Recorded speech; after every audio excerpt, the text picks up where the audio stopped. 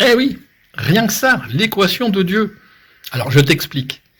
En métaphysique, tu sais que c'est l'approche qui me permet dans la méthode Méos de donner une explication par rapport à nos origines causales. Hein.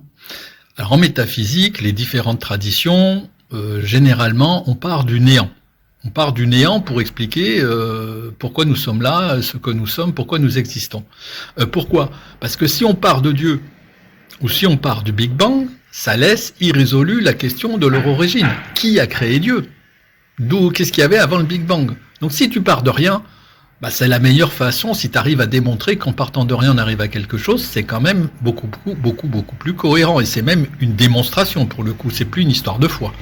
Que ce soit une foi scientifique ou une foi religieuse. Voilà.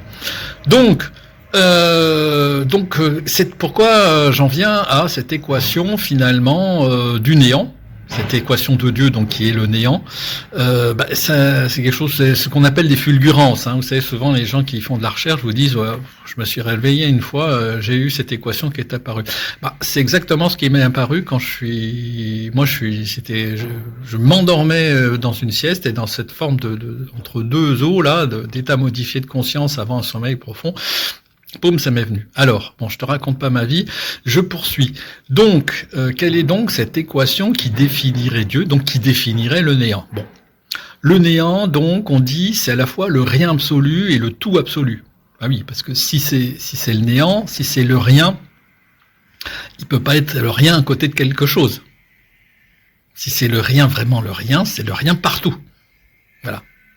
Or nous, dans notre univers matériel, dans notre réalité commune, on définit toujours rien par rapport à quelque chose. Donc mathématiquement, c'est rien par rapport à x. 0 sur x, et ça fait bien 0. Donc on a rien est égal à rien par rapport à x. Jusque-là, tout va bien. Comment on arrivait à l'équation de Dieu ? À l'équation du néant.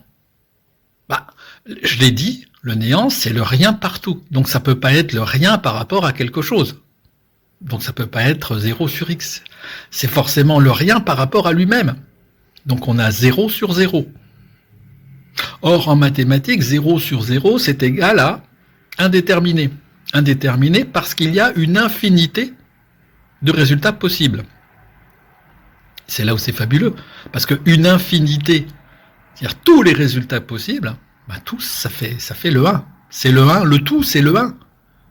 Et donc, on en arrive à finalement 0 sur 0 égale 1, qui me semble être la vraie définition mathématique du néant, même si les mathématiques conventionnelles ne définissent pas la chose.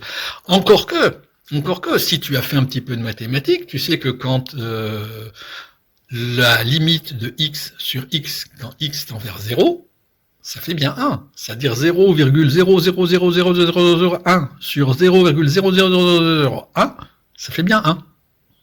Donc ce qui montre que même les mathématiques te révèlent que le néant finalement c'est une infinité de potentialités, c'est exactement ce que disent les mathématiques, et que c'est ce qui fait le tout. Voilà. D'où mon équation que j'ai qualifiée de métaphysique, l'équation du néant, 0 sur 0 égale 1. Voilà.